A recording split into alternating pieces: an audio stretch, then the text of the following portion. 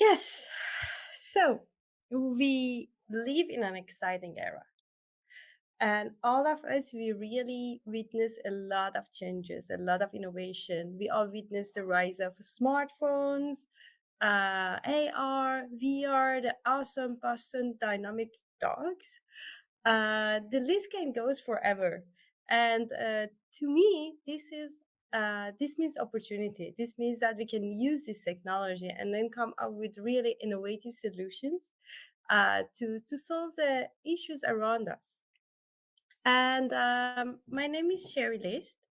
I am working as Deborah, just like Olivia and Tiffany, but based in Copenhagen, Denmark. And I also have an addiction. I I really love to create communities. I really love to come up with the new initiatives and so on. And because of that, that I'm involved in a lot of different community projects, such as Azure Heroes, which is listed here, that one. And Olivia is going to talk about it later on. Okay. No? No, okay, I can talk about it, but later on. And then Hack Your Future, which is a coding schools for the people from disadvantaged groups. We are a bunch of volunteers that we teach coding to the people that they didn't have chances to go to universities. I'm involved in multiple conferences that I listed here. And today I'm going to talk to you about a new gadget that I recently discovered, which I was supposed to give you a demo here, but just few days before my trip to France, I broke it. So, and I posted with the UPS back to US. Hopefully, I will get it. So this talk is not going to be as exciting as it's supposed to be, but I just want to give you. I want you all to look at it as like an inspiration talk about the things that we can do and the things that we can all discover in this era. As human, we always wanted to find out how our brain works for multiple different reasons, out of curiosity or because of medical purposes. But the fact is that our brain has a really complex structures.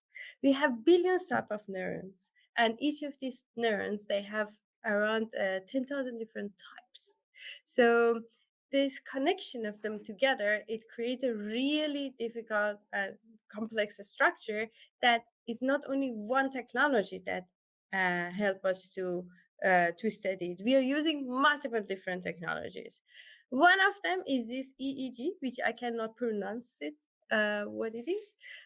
So with this EEG, we can directly record the brain electrical activities via electrodes that is based on our scalp. So many of you seen these pictures before, or if you ever been to some of these experiments, you could see that they put all of these electrodes on the scalp. With this way, you can capture the brain states. So the device that I had, it actually does the same thing, but with only 8 small sensors that it was around here. And each of these, with this device, we could exactly capture that EEG, the state of the brain. Also, you can have access to the visual cortex of our brain. And that's the visual cortex is the part of the brain that has access to our visual memory.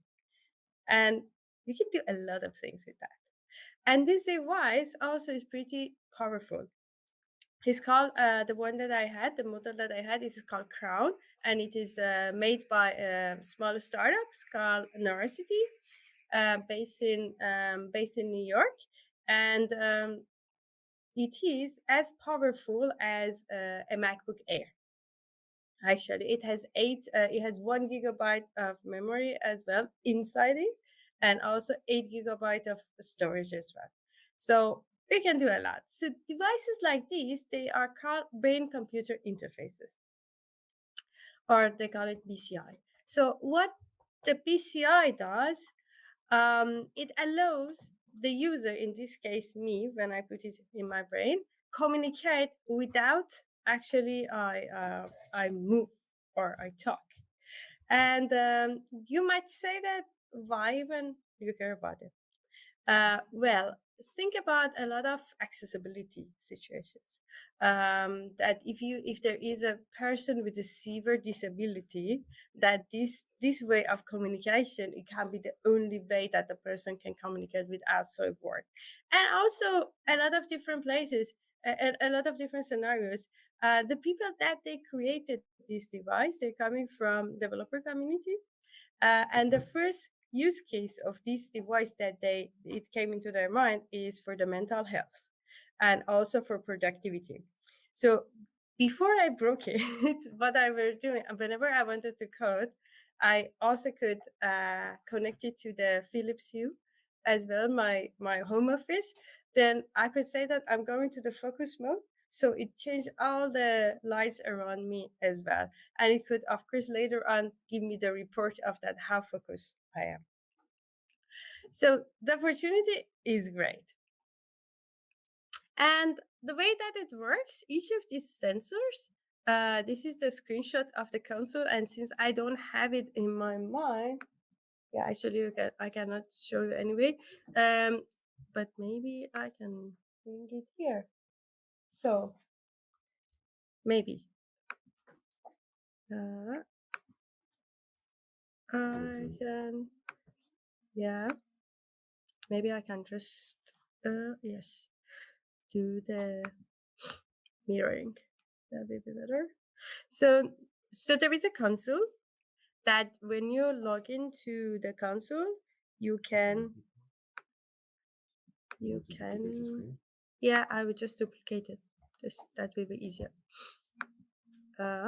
So the way that when you log into the screen, you can actually see the input of each of these eight sensor that is there. And this is the time that you see I only had my device for a very short time. So these are the data that whenever, as more as you use it, is going to show you the whole impact of learning from your brain as well. And when I Sure you share the screen because we don't see that. Yeah, you don't share your screen in the in the StreamYard. Okay, so let me, I guess, stop sharing and start sharing.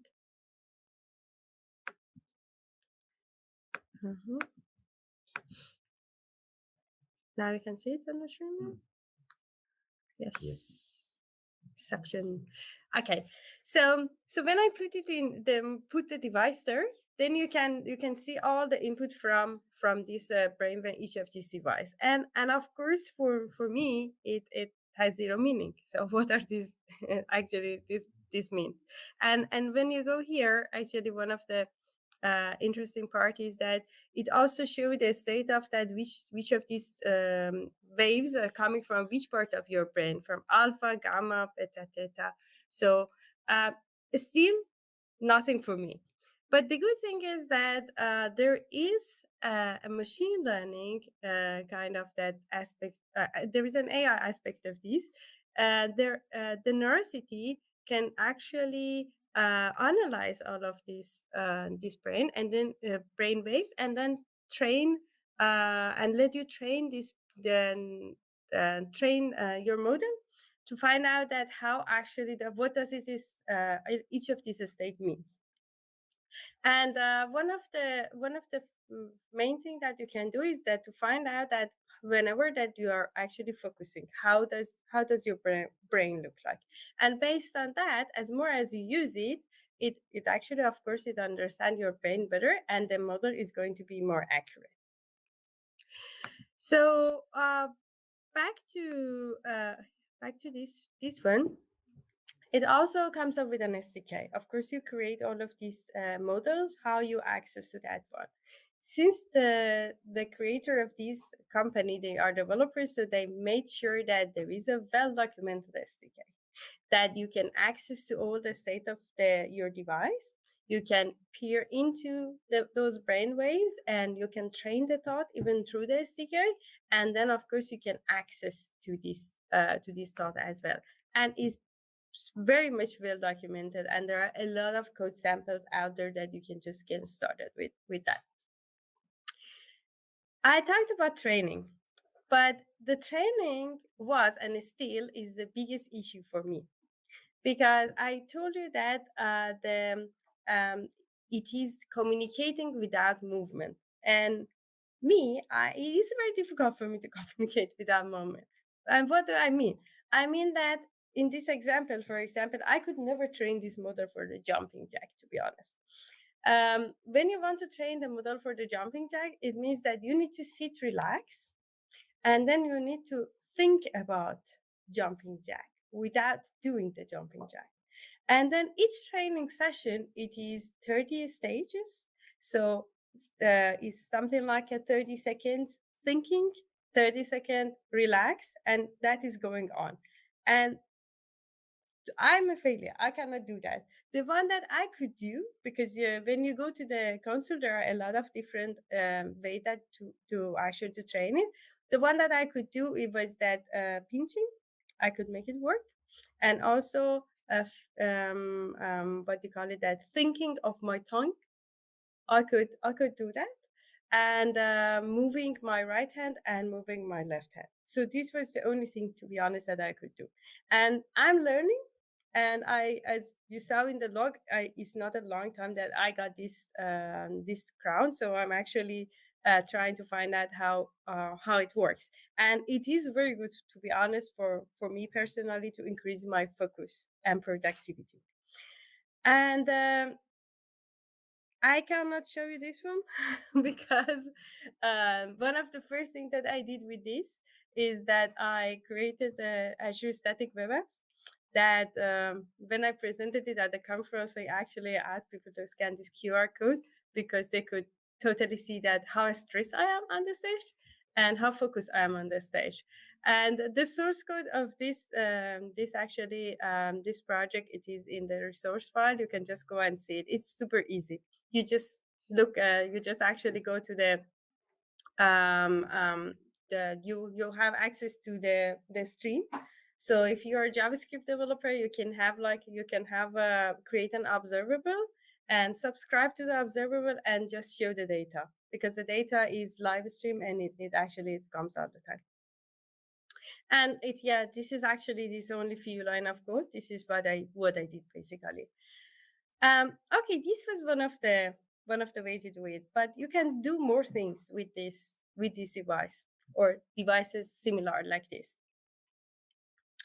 I decided to fly a drone with this, and because what I thought is that okay, there is a sensor, there is an accelerometer, so I can make it. I can kind of that find out that when I move my head right or left, I can use the accelerometer and then find out how it works, and then I send the comment. So this is actually the part that I have. I have a demo of it because we recorded it, and I did it with the guy that is next to me. Is one of my friend Goran. So we did it together. One day we just sat and tried to do it, and that drone, it also had an SDK, and that was also pretty well documented SDK.